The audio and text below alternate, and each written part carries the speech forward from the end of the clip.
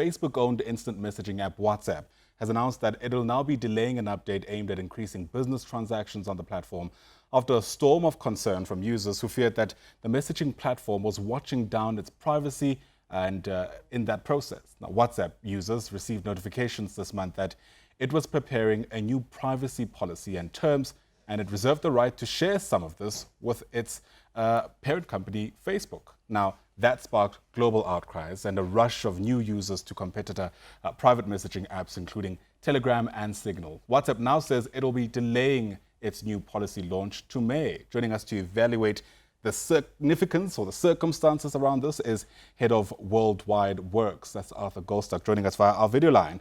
Arthur, thanks for your time and welcome to the program. I mean, the obvious question now is what to make of this delay, if anything at all. Is WhatsApp buckling under pressure? I think the biggest issue is that there's been a communications blunder from Facebook, because had they just said they're updating terms and conditions and you must accept the terms and conditions to carry on using the app, it would have been possibly a bit of a storm, but it would have been seen as a storm in a teacup. In other words, there would have been fallout, but nothing like what they've experienced now. By positioning it as an ultimatum, they've made it seem like this is a privacy disaster. The truth is that we have had a privacy apocalypse for some years now, where people's privacy online is very limited. And Facebook was merely combining the kind of information that they were already collecting on Facebook with similar information on WhatsApp. So they are getting that information from both of those platforms, merely combining them to be able to target their users more effectively with advertising. Yeah, and you know, the branding around this has often been quite negative. We hadn't necessarily spent time considering what the possible benefits of this might be, centralizing of information, making the user experience a whole lot more convenient, et cetera, et cetera. Would you say that's part of the blunder? You know, the conversation leaning to one side in a sense? It's a little bit of a joke when they claim that it's in order to make the user experience better. It's not. It's intended to make the advertiser experience better. The idea is for advertisers to be able to fine-tune their targeting of users. Users are just really a pawn in this game. And the experience of WhatsApp is only improved by improving WhatsApp itself, not by improving Facebook or integrating it with Facebook. In fact, the more you integrate the platforms, the more you get in the way of the user experience. And we've seen that with Google, for example. Everyone's ignoring the extent to which Google combines information in a similar way from its various applications and platforms. For example, if you're an Android user, you are using a Google operating system and downloading apps from the Google Play Store, and information on those downloads and the usage of those apps is combined with your Google search behavior, for example, among other, because the numerous Google platforms that most people use, Google Maps, YouTube, and the like. So combining all of those, in fact, goes a lot further than simply combining Facebook and WhatsApp data. But this is what people have been allowing for a long time, because they are really the product that Facebook and Google are selling to their customers. But the user experience is not improved by combining all of these. In fact, it adds complexity when you have to approve your sign in to one platform via your credentials from another platform. And every time you do that, you have this concern about the privacy issues around that multiple sign-in platform. Right. Speaking about privacy issues, which has really been at the heart of the backlash, my understanding is that when conversations around privacy often enter the public domain, the perception from unsuspecting users is WhatsApp is now able to read my messages and essentially get a hold of information I don't want them to in that sense. But the policy here is actually after metadata, which is not necessarily your messages. Why should we care about that distinction? Well, firstly, it's absolutely correct that none of these platforms can read your private messages because it's encrypted. And the only people who can read it are the person sending it and the person receiving it, unless you are backing it up in the cloud, which happens with both WhatsApp and with Facebook's, Apple's messaging functions. So all of your messages are backed up somewhere where they can actually be accessed if there is a legal demand to do so by law enforcement authorities. So there is always that niggling concern in terms of what happens with that. But in terms of your regular conversation, that can never be accessed. The real issue here is the extent of the metadata that you're talking about.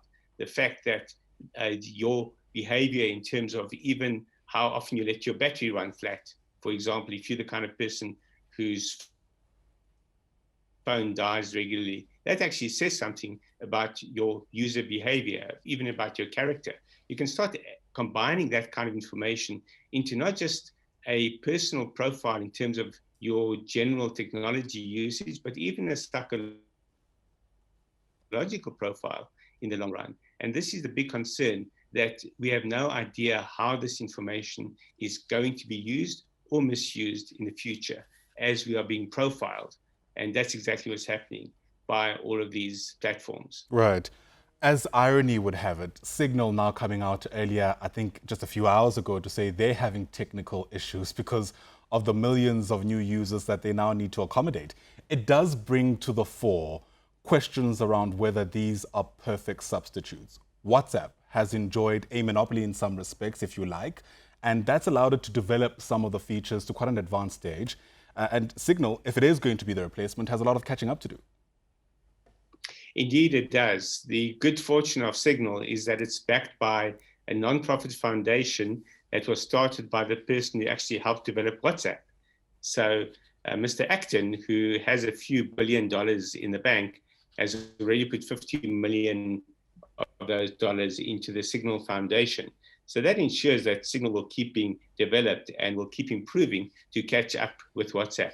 The fact that they don't have the imperative to make money from it means that they don't have to worry about the monetization issues and the functionality that leads to monetization. So it is possible that Signal could actually become better than WhatsApp over time. Its big disadvantage is how few people actually use it. Even now, with this massive interest in Signal, you'll find in South Africa that it'll still be a small fraction of WhatsApp users. So if you dump WhatsApp completely, you're going to find yourself out in the cold. And if I can just share a quick stat with you, I did some calculations from Google Trends in terms of the amount of searches on each of these applications. And we found that Telegram, from being around 2% of the number of searches that WhatsApp was getting, had shot up to 50%. Wow. Signal shot up, but only by a little, to 18%. So if people move over to Signal, you could argue that fewer than 1/5 of the number of WhatsApp users are adopting Signal or showing interest in Signal right now. And a small fraction of those will actually download it and use it. So Signal will be great as an additional option and one to use as other people are catching up. Same with Telegram. A lot of your contacts will be on Telegram already, but only a fraction of those that are on WhatsApp. So my recommendation is that people carry on using WhatsApp, but they start using alternatives like Signal and Telegram so that less and less of their behavior gets pooled with Facebook's data about your user behavior.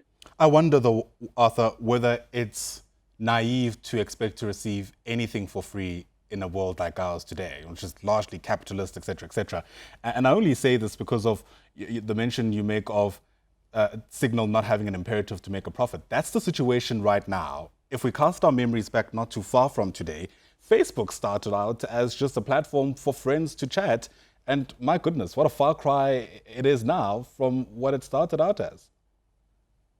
Facebook never had a powerful ethical foundation if you consider its origins as an app for Harvard students